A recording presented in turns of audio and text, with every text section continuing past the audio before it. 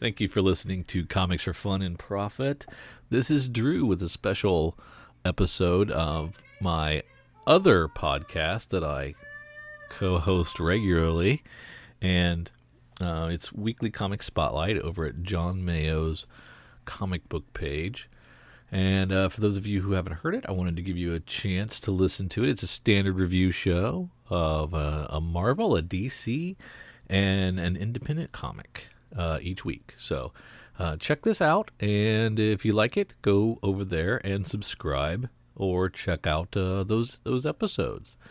They're a lot of fun. So thanks again for listening. Here you go. This is Weekly Comics Spotlight 525 for comics originally released on August 30th, 2017. Now, starting us off in DC is Red Hood and the Outlaws Annual #1. And have you been reading this title, Drew? Not since the last time we reviewed it. Which was, I don't even remember when the last time we reviewed it was. Could have been 2014, 2015, something like that. I don't know, the title's been going on that long, but maybe. This is one that I think they restarted with Rebirth. And this is an annual, and this story is kind of a done-in-one adventure that's, frankly, somewhat disconnected from the rest of the series. So, you not reading the rest of the series, I don't think will help or hinder your enjoyment of this story any. I gotta say, though, this is, overall, I've been enjoying the series. I'm not gonna say it's my favorite DC title. It is not. It's not my least favorite either. But the art and story in this issue, they were good. Not brilliant, not horrible, but good. But man, there were just some oddities that, as I was starting to read through this, I take some notes, but it was getting to the point where I'm putting down page number and panel number because I wanted to be able to reference a couple of specific things. And it's just early in this issue, a couple of things just kind of set me off and put this into frankly, a little bit of a tailspin for me. And again, it's not a horrible comic, but early on, we see, I think it's like on the fourth page. No, I'm off a couple of pages like that. Right after we've gotten the title page, another page or two. Yeah, I got my page numbers totally wrong. We've got Nightwing guest starring in here, because sure, why not? He's guest starring in just about every other Bat title these days, so why not stop by Red Hood and the Outlaws? He's going behind the big top to the performer area only or whatever. And there's a page there where he's like, hey, can you help me find somebody? And his eyes are like pitch black, just black voids or whatever. And I'm like, well, that's kind of odd. And it happens to other characters elsewhere in the issue. It's like, did you not want to draw the eyes? Did the colorist not get the layers right? What happened here? When we finally flip the page and get a splash page of Red Hood and the Outlaws, I'm like, geez, Jason Todd, he looks young. Not like Damian kind of young, but younger than he should be. So there are a few places in the issue where the look of some of the characters, the key characters, the title characters. Looks an awful like Nightwing, too. Yeah, God, the two could pass for twins at times, except for when, one's drawn, 8 years younger looking than the other. But there are places where the look of these characters fluctuates from page to page a little bit, and a little annoyingly so. And there were just a couple of places where the characters felt a little out of character. Not radically so, but like when they're sitting down to eat some of the beans or whatever, which it's like, sure, whatever. Artemis is in the back doing her hair, and then she's putting on lipstick, and I'm like, this is a warrior Amazon. This feels a little off. I'm not going to say it's completely out of character, but it's not what I expect from her. Now, how much of that is carryover from previous continuities I've got, or what? I still think it's a little out of character, but not fly in the face, oh my god, this is unacceptable, just, this is a little odd. And then there were one or two other places where, again, we're 5-10 pages into the issue at this point, and I've already had a few things where I'm sitting here, it's like, yeah, I don't know about this. And then when Jason's finally asking Dick Grayson for help, he struggles to get the word out. Now, I don't know if you're old enough to have watched Happy Days on a regular basis. I remember Happy Days. You remember Happy Days. Do you remember there was a couple of episodes where Fonzie was just wrong about something, and he had to admit he was wrong, and he couldn't get the word wrong out. Oh, yeah. I remember that. You're just choking down on the Yeah. Yeah. And somebody says, oh, you're not right. Yeah, that.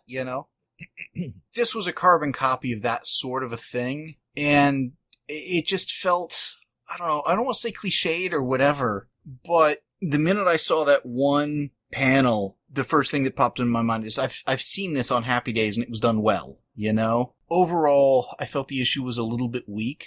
We've got a main plot with the Beast, who used to be the KG Beast, but whatever.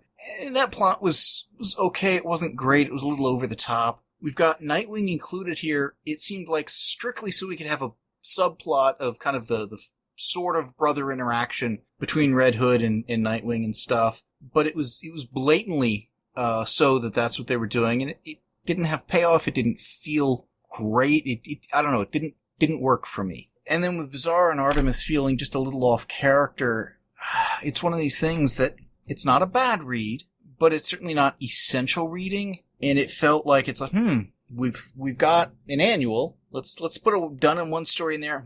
Oh yeah, let's have Nightwing show up. He'll maybe boost the sales or something like that. It just felt not by the numbers, but it felt a little uninspired and it felt a little flat for me. Tell me you liked it better. I think I liked it better.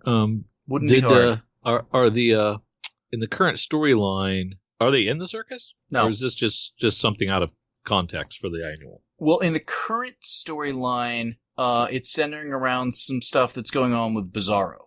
Okay.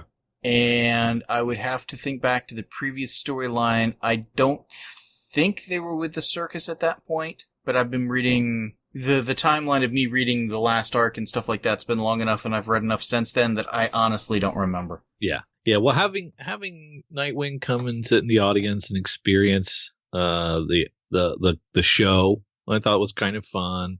The conceit of Jason needs his help, but he can't really ask for him. Took a little bit too long, I think, and to get from where they needed to be, and what they were going for was what you said. I did not reference the Happy Days, but it did seem like we've kind of seen this hesitant type of thing, and I can't ask for help from my big brother type of deal before. I liked the lessons that Nightwing taught about ingratiating yourself to a community and how circus folk, and he knows them because of his time and knows how to gain their trust. I thought that worked really well. I really enjoyed the Bizarro bearded lady storyline. Thought that was fun. And then the time that Artemis and Nightwing spent together was a good conversation and nice character building. I thought it had a right number of characters wasn't too big, but yet wasn't too small of a story. And I think enough characters got their time to shine a little bit and go through some things and develop as the story went on. So I liked that. I thought the art was fine. Didn't notice the dead eyes until you pointed them out, and now they haunt my every waking memory, I think, because they are really bad. And they're all over the place. There are a couple of them now that they just pop out of the page now every time I see them, and I'm like, why did you do that? Because sometimes he has these eyes, and sometimes they're just dead shark eyes. And it doesn't really make any sense. Somebody missed that. Surprise. Editor's asleep at the wheel. Other than that, I thought, this is a pretty fun story. Now I'm guessing it's a $5 annual. I'm trying to find where they hid the price on this. Yeah, $4.99. Right. I forgot to write it down. So, yeah, it's a couple of extra pages, but is it really worth the $5? Probably not.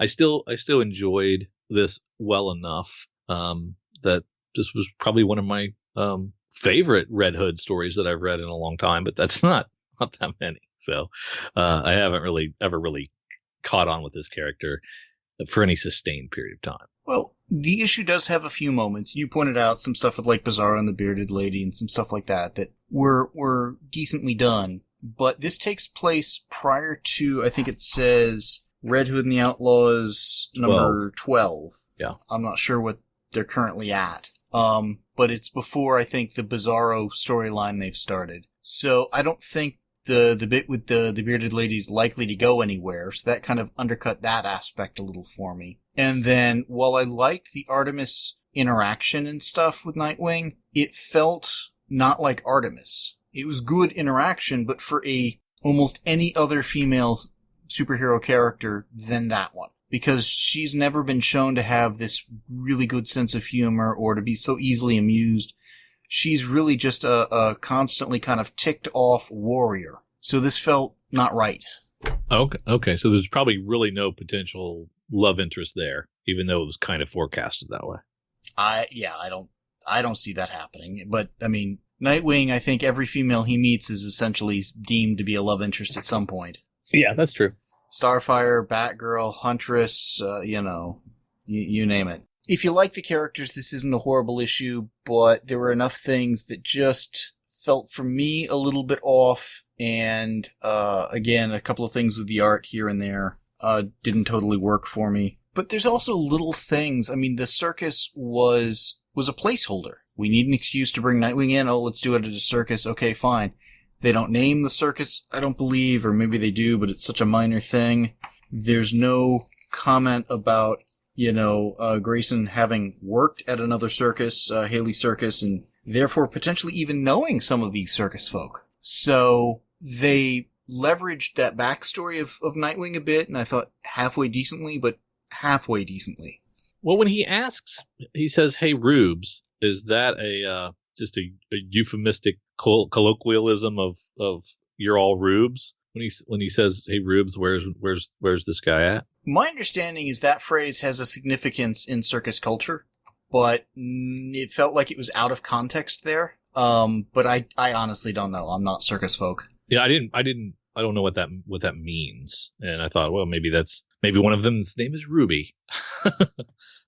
But yeah, it must be something else that a gaggle of circus folk are referred to as rubes or something. It's something to do with the circus stuff, but every other time I've seen it referenced has typically been in a Nightwing or Robin story, and it seemed to be more of, you'd shout, "Hey, Rube," to it's like, "Hey, fire," everybody's attention sort of a thing or whatever. I don't know, and again, that's knowledge gleaned from other comics written by non-circus folk as well, so who knows? It seemed like it was used out of context, but honestly, I don't know. Yeah, and Artemis right from the start seemed flirty, like right from the get-go, so I didn't even know that wasn't her character. So that's too bad, because she was totally portrayed that way from the first time she met him in the camper. Yeah. Everything from doing the hair on up and down had more sorority girl than Amazon warrior. Yeah. So yeah, they're really going against type there. I'm not sure that if I'd allow Bizarro to be the cook, but that's just me. Given what's going on in the storyline after this, sure. Before that, no. But again, it's stuff that isn't wildly, like, they're claiming he's like a clone of Batman or something type out of continuity, but it's stuff that just, the minute you stop and think about it, it's like, well, that's odd, that doesn't make sense. So that was the feeling I came out of this issue with. It was decent, but it could have and should have been better. It had some good character moments, they were just with inappropriate characters. So I'm going to go with a C+. It does have its moments, but it's the kind of thing, if the series was always written with this kind of portrayal of the characters, yeah, we'd have different characters. Well, I had to get a little higher than that. I mean, this does contain the first appearance of Flippy Flop, the world's clowniest clown. So that in itself is worth a half a letter grade. So I'm up to a B. I enjoyed this, I think, a little more than you, and having not had the remaining issues, the previous issues, to kind of cloud my understanding of the characters, I just kind of was able to just roll with it a little easier. So I think that probably would help if you're just coming in cold and want to read a one shot with Jason Todd and Dick Grayson and a couple other characters thrown in the mix. It's kind of fun. So I give it a B.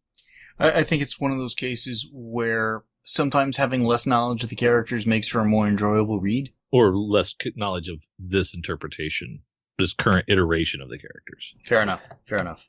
You're not as beholden to the continuity or whatnot, and therefore, if they fly in the face of it, it doesn't matter because you don't know any better or whatever. It's one of those things where I definitely think there are times where me having a long back history with these characters sometimes helps, but there are definite cases, and this was one of them, where it didn't. It hurt. Yeah, I mean, we see this, some creators are writing Alfred with a child.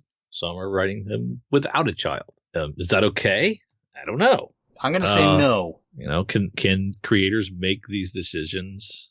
And can the characters that are in Detective not be the same characters that are in Batman? I guess, but it's frustrating. If you're doing a shared universe with one continuity, either you're doing it or you're not. Can a Star Wars character be in the time after New Hope and the time between Force Awakens and something, or after the Attack of the Clones? Yeah, you can have all those continuities going on, and it's really not confusing at all for the reader. Might be confusing, but it's okay because, again, different points in a timeline. So with that, we'll move over to our Marvel title, which is, let me make sure I get this. Well, it's Star Wars Mace Windu #1, but on the cover they toss Jedi of the Republic in there in case we're confused with some other Mace Windu, because there's so many. I gotta say, beautiful looking cover too. Just fantastic. So this is after Attack of the Clones? This is as the Clone Wars raging on. I think it is before the wiping out of the Jedi. I think it's before the third movie in the prequel trilogy. So that would be after Attack of the Clones. Sure. I'm getting confused as to what all the titles are and it off the top of my head, but yes. Okay. That's kind of where I pegged it. And I thought, oh, that's an interesting choice. All right. You gotta have it somewhere. Yeah, sure. I mean, it's kind of hard to do it after the final movie of that trilogy because, well, there's not many Jedi left. Yeah, everybody's dead. Yeah, pretty much. For me, this is kind of the fun start of an adventure with a small group of Jedi Knights led by Mace Windu, which is, I wasn't expecting a team, but okay, fine. We get one page of this, which is devoted to the, and this is the team I shall take with me. I will choose thus and so for this reason, thus and so for this exposition, and thus and so for that exposition. Okay, fine, a little heavy-handed, but in the span of a page, we get introduced to the other 4 Jedi or other people who are going to be on his team, what their name are, what they bring to the table, and not really why we should care, but at least what's their purpose in the plot. Only one of which felt a little too similar to another character, and to me it was the blind Jedi was too similar to the one from Rogue One. I mean, they're different characters, but it's like we've done the blind Jedi shtick. Can we do something else? I mean, go deaf. That might be interesting or something. I don't know. This was good Star Wars action. We get a ways into the storyline. We get enough of the Jedi standing around talking as they're wont to do, as well as flipping around with the lightsabers and such. With plenty more action, no doubt, to come. And there was a decent sense of humor about this. I loved how when they're on the planet, one battle droid is like, man, I'm bored. We should have more action. I want to go to the front line kind of a thing. And the other's like, dude, you've doomed us all. Not exactly the kind of back and forth I would have expected from battle droids. Clone troopers, sure. But it was funny. Yeah, my favorite part was also between battle droids when they kept calling him Commander, I believe, and he said, "Would you please stop calling me that?" And he kept doing it over and over, and that was really the highlight for me was that little exchange, and I had fun with that. I couldn't tell why he didn't want to be called Commander, though. Nope, me neither. It was a riff on "Don't Call Me Chief." Yeah, something like that. The art was good. Compared to the cover, I mean, with Jesus Saiz on the cover, which is just practically photorealistic and stuff. I knew I wasn't going to get that on the interior. Dennis Cowan did, I think, a strong job. The characters look, those that have recognizable actors like Mace, look enough like them, but it's not one of those where it's the stiff, oh geez, okay, I know what scene he referenced that from or something. If I hadn't known Samuel L. Jackson played him, I would not have recognized the interpretation of him at all. I didn't think the artist captured him in one bit. We'll agree to disagree on that. And the shape of his head changes throughout. Yeah. Okay, that I'll grant you. I'll grant you that. I think we're going to disagree on the art in general. I think there are places where it was clearly evocative of Samuel L. Jackson. It was not Dead Ringer likeness by any stretch, but it captured, I thought, the sense of the way he looked and did a pretty good job there, but not one where it's like, okay, this guy could only be played by Samuel L. Jackson. Whereas, again, the cover, I think, again, nailed that pretty well. This issue, I think, was more or less what you kind of ought to expect it to be. Granted, there's a few more Jedi on his team than I would have expected, but we get Mace Windu. He's having a Jedi adventure. We get the lightsabers, we get the blasters, the battle droids. It's set in that period, and it feels Star Wars-ish. So I don't think they're necessarily breaking any new ground. I don't think they're, being wildly inventive or anything, but they're meeting my expectations and doing a fine job with that. Yeah, part of the my lack of enjoyment in this issue, I think, is probably the cartooning style. That's not my favorite style. So while some folks might enjoy this art, I think stylistically it just doesn't mesh with my sensibility, and that's okay. I found this story not really engaging. Characters not really interesting, and what they were doing, I really didn't care that much about the outcome, save for the interaction between a couple of battle droids. Not much here to write home about. Almost a complete swing and a miss for me, but there was a little bit of stuff in there that I could latch onto, but not much. The final page splash with a mercenary droid probably should have been something that would compel me into the next issue. I didn't feel anything there. I didn't feel like there was anything I needed any more from this. I think I kind of sense for what this is going to be, and it's not going to be for me. So this is another Star Wars title that I'm going to be sitting out, which I was all in there for a while, so this is a surprise. Interesting. I mean, I can see where you're coming from on some of that. Again, the reveal at the end of this mercenary droid, I'm like, who is he and why should I care? So that fell a little flat, and I can see it not kind of propelling you to the next issue. Dennis Cowan is not somebody I necessarily would have said, let's have him do a Star Wars comic. I thought he did a good job, but again, different tastes, different people, that's fine. To your point of this being, to paraphrase or hopefully not put words in your mouth, but kind of just a run-of-the-mill adventure, nothing special, I can see that. Like I said, I don't think they're charting any new ground. I don't think they're being wildly inventive, but it felt like enough of a story that it held together. It wasn't just mindless action or filling time, but in the totality of the Star Wars canons, if you want, depending how you count the extended universe, whatever. This certainly is likely to fall into the rather forgettable side compared to, say, all the movies, the cartoons, and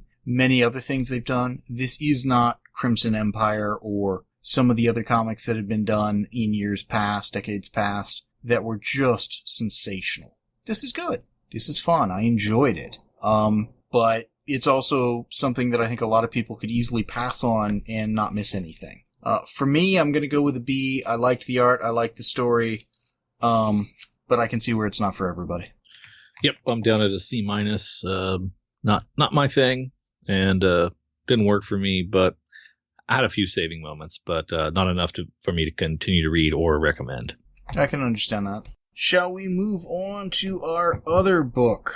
Yeah. This is Ringside number 11. This is from Image Comics. Now, this is a title I have not been reading, and this is the first issue of it I have ever read, so I'm totally unfamiliar with what's going on. I thought it'd be fun to kind of do one of these reviews where you're the one who's kind of the expert and knowledgeable one of the the realm.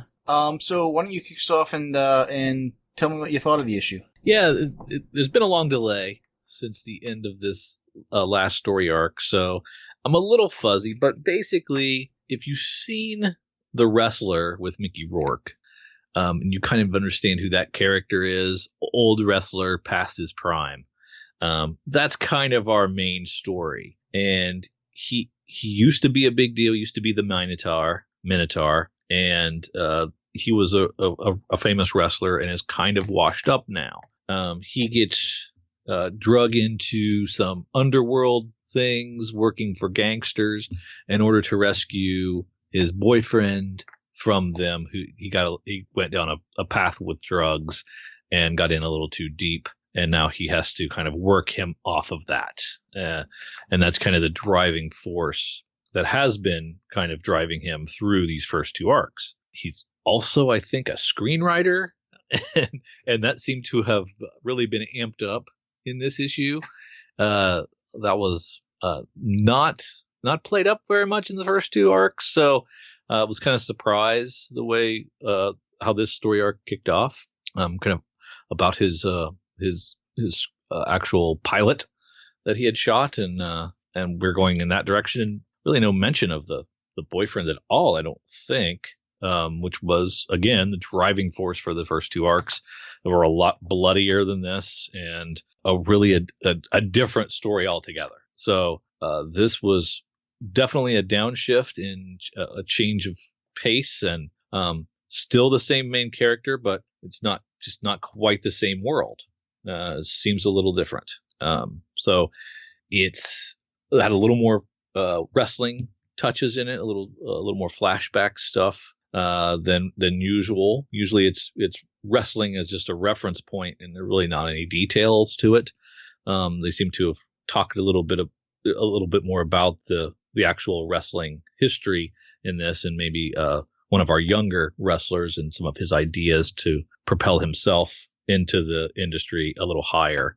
But yeah, it was a curious re-entry point back into the series for me, and I'm not sure it's going in the right direction. I don't know. It feels like it's kind of did a 180 on me, and I'm not sure if that's the direction I want to go. You having missed out on those first 2 arcs, I'd be curious to see what you thought of this, and did you even get a sense of who these characters were? That's a great question. Before I get to that, I want to pick up on one of the things you said about going in the wrong direction. If you start with the splash page we open the comic with, exterior of a diner, sun coming from behind, it looks like it's late in the day, evening perhaps, as witnessed by the fact there's a sign or a post or something on the sidewalk that's casting a shadow out there, away from the diner. Flip the page, we get to the next page, we're inside the diner. There are windows to the girls, her left, our right, or whatever, counters on the other side, so it implies that we're at the front of the diner, off to our right, yet the shadows are going to our left, which is the exact opposite direction they should be going in based on the sunlight on the first panel. And you may think I'm harping on, geez, does it really matter what direction they draw the shadows in? Well, normally I would say no, it absolutely does not. That's a nitpick. That should be completely ignored. Other than the fact that on this page, the first interior page here, second page of the story, when we're actually getting a look at this Mr. Davis, when we get to the shot of his face, panel 4 there, his face is entirely in shadow. And it's like, how dark is this diner? You know, when we go to the next page, which is a close-up on him, a full-page splash of his face, again, most of it in darkness from the overly dramatic shadows. And, you know, whether they're coming from the correct side or not doesn't matter, but it's like, if you're going to deal with shadows this much, spend a little bit more thought on the lighting. And this harsh, overly dramatic lighting isn't limited to the diner. It is throughout the entire comic. You know, when we get a scene or two later to where we've clearly done a cut to the "Who do you think you are" scene, because I don't know how else to reference it, and it's about the new guy who's replaced the old guy, which of course is incredibly clear, accessible storytelling, he said facetiously, or flat out sarcastically. When we get to the guy who's wondering who the new and the old guy are or whatever, when we see this bald guy, he's like almost entirely in shadow and stuff, to the point where in the final panel of this, when it's like, I'm gonna call this guy or whatever, you can't see his face, you can't see most of his body, it's just there's a sliver that gets a little bit of sunlight on him. Because apparently in this world, incandescent light bulbs, the LEDs, or any sort of interior lighting just doesn't quite exist or work. And it may seem like I'm really harping on the lighting and stuff, but there were enough of these things where it's like, who is this guy? I can't see this guy. You know? And usually you'd think it would be the inker's fault, but I think that's Nick Barber doing his own inks. I'm not 100% sure on that, but I think it's Nick Barber doing his own inks. So he's covering up his own shading there. And is that the right way to go? I can't believe that's the colorist using those blacks like that, because they're incredibly dark. Sometimes just half the face is gone in blackness, multiple times actually. And well, in some cases, the entire face is gone in blackness. It really it feels like there was some shortcuts taken in the art, and they tried to cover that up with some of this shading. And I don't think it was cover up. I think it was intentional. I think it was that way from the get go. I mean, we've seen in weeks past where the artist takes the time to detail backgrounds and really throw that extra effort into fine detail and really bringing the scenes to life. That's not the case here. They're very rudimentary backgrounds, settings, sometimes just colors that are taking the place of a wall or something that really has no definition or shape. There's a lot of that throughout. I can handle the shortcuts on the background of, hey, splash of orange because it's an orange wall. We don't need to see the brickwork or anything. Indicative of also what's going on with the main characters as well. But when most of the time we see a face, half of it is in complete darkness. It's like this guy, it's like everybody's Two-Faced or something. Yeah.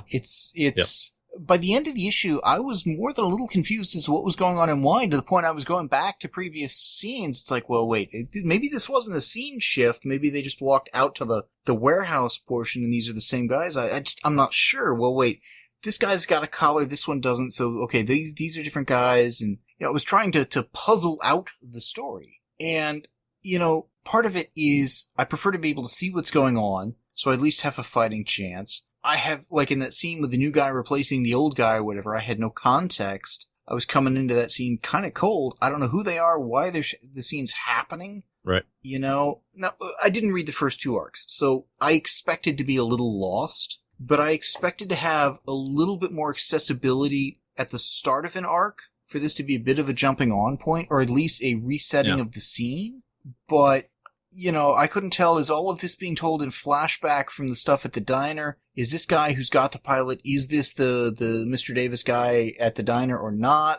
It wasn't clear. Right. And then the reveal at the end that he was part of a duo that were also boyfriends early on in the career. I don't know where that came from. So I guess there's an old set of boyfriends and a new set of boyfriends going on, and I'm sure that they're going to meet sometime. Yeah, is this now a book about washed up wrestler turned Hollywood mogul, or is it still him trying to get out of mob control? I don't know anymore, and that's too bad, because I think the first arc was much stronger than the second, and which is totally a distant cousin of the third. I'm not sure exactly where this thing is headed. And the art's part of the problem, but it's not the only problem. For me, where it's headed didn't even enter the equation. I couldn't tell where it was at. I never got a good enough look at most of these characters and a good enough sense of the context of the scenes or what was going on to give me a kind of a pivot point from which it could go in any direction. You know what I mean? Yeah, exactly. So to get to the point of, well, where is this headed? It's like, I don't know, for me, the art between the lighting, the coloring, the inking, whatever it was, the visual aspect of the story was a barrier between me and the story, and it put aspects of the story into question that never should have been in question for me. Like, when exactly have we switched scenes, and kind of what the hell is going on here? I was very disappointed with this, hoping that it would be one that it's like, okay, I get what's going on, but I need some context. I don't even know what's going on. And that was frustrating. I mean, it's not an art style I necessarily gravitate towards, but it's really no different than we've seen in like The Fuse and a few others. So it's not the style of the art, it's just the way that, the overly dramatic lighting and tone and style and whatnot with it, I presume they were doing for effect. It effectively shut me out of the story. Yeah. So for me, I'm going to go with a a D. It's tempting to go a little bit lower, but I'm not gonna. It's just one that, I think if I spent some more time, I think if I'd read the previous 2 arcs, I couldn't see how I wouldn't like to do anything but like this better, but, I haven't. And not only is there no incentive for me to do so, this is actually one where I'm kind of glad I read the PDF and don't have a physical copy of this floating about in my collection, just because it would be out of place there. Yeah. I can't really argue with you. I'm giving it a D+. I think it really, with a long hiatus, time off, I thought it would come out, at least reset the bar a little bit, make sure everybody was on the same page. And we know we've been gone a long time, that sort of thing. I'm really disappointed there. So, D+. And that's too bad because I feel responsible for this one. That's a shame, though, because I was hoping that it was just me coming in cold, and that if I'd had the context, if I already knew who these characters were, I'd have been able to follow okay. But that's obviously not the case. That's a shame. Yep, it happens, though. It does. And nobody sets out to write a bad comic, and I'm not even going to say this is a bad comic. I will say this is definitely not a comic for me, though. All of that having been said, it's okay that wasn't a comic for me. I've got plenty. I've still got a sizable backlog, but I've done quite a bit of reading over the long weekend. I got, I think, around 136 comics read since we last recorded a week ago. I saw your chart this time. I see those lines getting ever closer to each other, so that's good. Mm-hmm. I've still got about another 165 comics to read. That's the equivalent of 3 or 4 weeks behind. I say the equivalent of because some of these things still stretch back into, I think, late Q1 of this year. I need to just start picking some of those off. I'm current on just about everything published by Marvel and DC. There may be 1 or 2 titles I haven't quite hit yet. Going through the stuff, the highlights for me this time around were Batman 66 meets Wonder Woman 77. I thought that was a lot of fun. I really enjoyed that. Star Trek Boldly Go had some really good stuff in there. There was the Poe Dameron annual worked well for me. I'm enjoying that title, even though I came out of the movie he was in thinking, okay, he's a pilot. Big deal. They're doing a lot more with the character in the comic, and that's fun. Wildstorm was really good. Injustice 2 has some really cool stuff. Probably the highlight out of everything, though, was the first issue of Nightwing, The New Order. Really enjoyed that. Yeah. I'll be honest, I was not expecting a whole lot out of it, and it completely shot past my expectations by a wide margin. A great first issue there. Yeah, I didn't expect that one to be as good as it was. And really, really good. I'm curious where they go with it, and if it can maintain kind of that level of enjoyment for me through the run. You caught up on Astro City? Yes, I did. I had 2 issues of that I read. Frankly, I'm getting a little tired of the Broken Man or whatever. They made some good progress on that storyline and finally gave it a little bit of context or whatever. But I prefer when Busiek does a little bit more kind of done in 1, done in 2, and exploring a new area versus kind of going back to areas he's been at before. Yeah, it was an origin that I did not expect, and so it was kind of interesting. It's a fun, I don't want to say twist on something. It's inventive, it's different, it made sense, it worked. So I think it's still a good story, but I'm not as gung-ho about that character as I have been about a few of the others he's had. Yeah. But yeah, I caught up on that. Finally read the DC Warner Brother crossovers. Some of those were better than others. I would say that Batman Elmer Fudd was probably the best of the bunch by a wide margin. Yeah. Oh, yeah. So finally caught up on that. Read through the Marvel's Thor Ragnarok Prelude, which was basically just recapping 2 of the movies they apparently hadn't adapted into comic format before. So literally nothing new there. And what else? I finished off, again, a lot of Marvel DC stuff. Star Wars, Stargate, Star Trek. Trying to think what else I covered. That was a lot of it. Eric was asking on Slack today since I'm essentially reading at trade level almost, because I'm a good couple issues behind on this, if that was enhancing my reading experience or not. And I'm going to go with primarily not, because for me it's kind of highlighting how little happens in some of these comics. And there have been a couple that have just been a lot of fun and stuff, and I've really enjoyed. Things like the Future Quest Showcase, but, it's nice to see Space Ghost back and whatnot. But there have been a few others where I will read the next issue, and it's like, you guys really haven't moved forward that far in the plot. Read the next issue, and they still haven't. Or between the 3 or 4 I read, it's like, okay, that could have been covered in an issue or 2 instead of 4 or something. So there's a little bit of frustration there at times. And it kind of reinforces, why you're not a trade reader. Yeah. You like them in single issue form, at least for the big 2 for sure. And that's cool. So you're kind of experimenting, and that you're on the right track. It hasn't been 40, 50 years wasted. Well, yeah. I think these things read fundamentally differently in single issue installments versus in trade. Like I read the entire Edge of Venomverse in one sitting, all 5 issues, and they all end the same way, with that character getting recruited for the Venomverse miniseries or whatever coming up. And if I'd read them on a week-to-week basis, it wouldn't have been hammered home quite as much. But back to back to back to back, it's like, dude, I've just read this.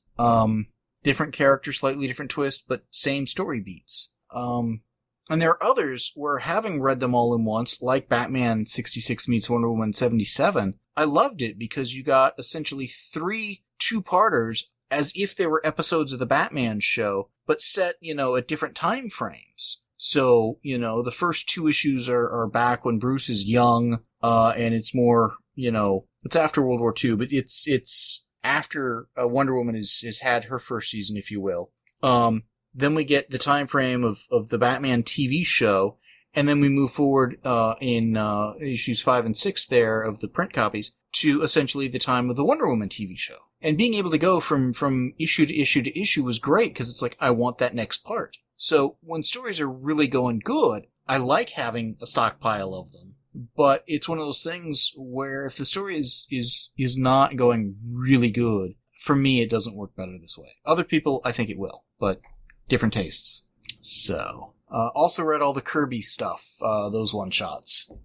Yeah? What do you think? Reminded me that I'm not a huge Kirby fan. Yeah, that's how I kind of felt too. I mean, I know he's a master, but absolutely. I can appreciate, his prolificness from the time period and all the things he created. But yeah, I was reading them. I was like, yeah, I don't think this stuff is for me. I mean, he's got a sensibility. He certainly was a master at the craft, but what he produced and what I tend to enjoy reading, they just don't quite line up overall. Although I am enjoying the Commandy Challenge. Some of those more than others for me. Sure, for sure. And to me, that's that and the DC Challenge it's based on. I've said it before, I'll say it again. You've got to judge those a little bit differently, because those are a series of done-in-ones strung together with blatant cliffhangers. And is it a fun cliffhanger? Is it an obvious one to get out of, or not? I will say my major disappointment in that series has been the text page at the end, because there have been 1 or 2 times where because the writer of it is the one of I think the previous issue saying how he would have gotten out of it. Sometimes, and sometimes they don't include it at all. That's the part that annoys me. It's like, you had a solution, you told us you had a solution, you didn't tell us the solution. Yeah. And that's kind of frustrating. Yeah. When they're not playing by the same rules. But it's fun, it's entertaining. Don't know if they're going to do another challenge series after this or not. Don't know if I want them to or not. If they do, I do think it would be fun to do literally a challenge of the Super Friends. Play with the iconic characters in a very clear all ages sort of a thing, and try to see if you can get something that not only has 12 really good done-in-one stories with the iconic version of those characters from Saturday morning, but something that could get people hooked on these characters and lead them into as an on-ramp into the DC Universe proper. Yeah. And I think that would be the second level challenge of that series. If we have any listeners in the Houston area, we hope you are safe and secure and rebuilding, because it looks to me like it was hit pretty hard. You would know more than I would, being down there a little closer to it. It's certainly Houston's just gotten slammed on this. Other areas have been hit too. I am in Austin, Texas, and what we've hit is a gas shortage. because of the refineries being hit and stuff like that, well, we got off pretty much scot-free in terms of physical damage. I was driving around the last couple of days. Well, actually, I didn't drive around the last couple of days because I had like half a tank, and I'd been to literally a dozen gas stations that had no gas. So if you're in... That's weird.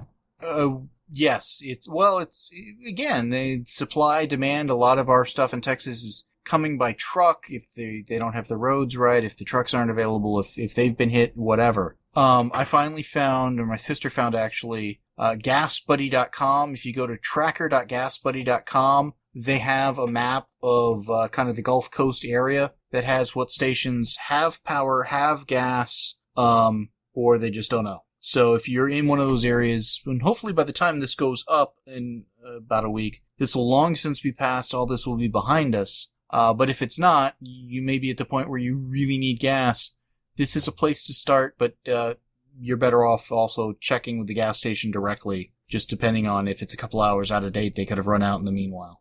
Yeah, and as we're recording this, there's another hurricane coming into Florida right now. So all our Florida listeners, family and friends, we wish you well and hopefully safe travels if you get out of Dodge or hunker down. Yeah, keep an eye on the weather, stay safe. It's Mother Nature is brutal at times. So again, we've gotten off lucky here in town, but I was surprised a week later that we've really started to feel the after effects of it. And those who are on the front line of the devastation, it can be a very life-changing experience and not in a good way. So hopefully everybody's unscathed by that and doing all right. Yeah, let's hope so. So by the time this goes up, the preview spotlight should be the next episode after this, so that deadline will have passed. But Saturday, September 16th at 7 p.m. Central Time, the plan is to do our comic book page teleconference, where we hop on Skype and just talk about comics, movies, TV, whatever comes up, we discuss. Then the next preview spotlight deadline, I believe, is going to be October 7th, the morning thereof. I am expecting the next previews to get released on September 27th. Online solicits and stuff usually go up a week or two before that, so plenty of time and stuff. And again, a lot of cool stuff coming out, so there should be stuff that it's fun for people to pick and to talk about, and hopefully they're excited about.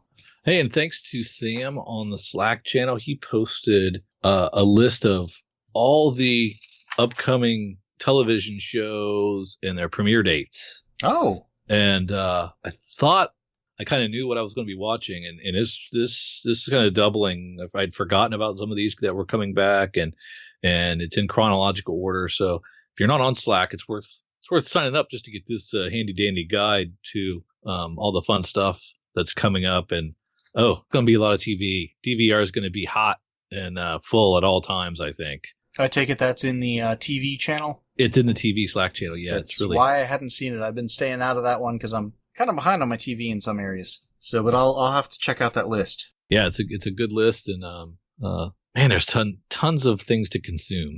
Yeah, I mean, we've already had a pretty rich selection in this past TV season and stuff, and with probably I'm gonna say maybe another dozen TV shows starting up. Yeah.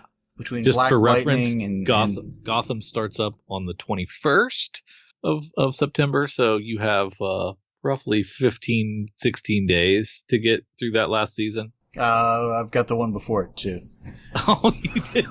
Oh, man. Okay. That one's a dark enough show that we've kind of put that off. We've got a few other things queued up before it. On our next viewing nights, my sister and I have 2 movies we're going to go through, and then we'll see where we're at in terms of stuff. There's another 2 series I'd like to kind of do some marathoning of before we would get to Gotham, but we play it by ear. Now, is Star Trek Discovery, is that going to be still that interactive channel?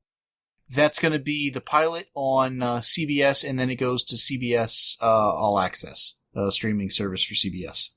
That's too bad. And I think they're going to release it on a weekly basis, not all at once. So we'll see how that goes. It's possible that they'll burn it off in summer or something too, though, right? On the actual channel, just long after it debuts. I'm not going to say that's impossible, but I've heard no plans to do that. I think they're trying to use this to launch a streaming service much like MGM is trying to use Stargate to launch one, Disney's trying to get one going. I think a lot of these companies want to have their own streaming service to compete with Netflix. I think they're maybe a few too late for that. Yeah. But that doesn't mean they're not going to try. I would not hold out necessarily for it to get aired on CBS. There is a strong chance, though, that Star Trek Discovery could get released on DVD, much like some of the Netflix shows have been for the Marvel stuff. As to how long that takes, if that's even going to happen, I don't know. Okay. So I'll get to see one. We'll see what happens. Yeah, I appreciate that they're doing more Star Trek. I don't appreciate that I've got to necessarily sign up for another service if I want to see it in the short term. Yeah, exactly. But that worked out okay for me with Netflix with the Marvel stuff, so too many things to pick from. Yeah, I'm still a few series behind, and Defenders has already happened, so I didn't get a chance to catch up to that one yet either, so. My sister and I have watched that, recorded on that. I have not edited that, and I don't know when that episode will go up. But that's one of the many things we've got waiting in the wings to release. Do I need to watch Daredevil Season 2, Iron Fist, or Luke Cage before I watch Defenders? You're better off having done that. I think if you have not, you'll be a little lost as to the starting status quo for Luke Cage. Not a big deal. I do think there are story aspects from Iron Fist that are beneficial to know before watching Defenders. Oh. There's continuity from the other shows. I'll try to get through Iron Fist. I heard it was a slog. I'm not going to say it's their best show. I would, frankly, I would say at this point of the stuff prior to Defenders, it was probably the weakest. But they've also done some really great stuff, like over on Daredevil and whatnot. So they've got a lot of stuff to compete with there. Yeah. So anything else? Does that pretty much do it? Yeah, I think that does it.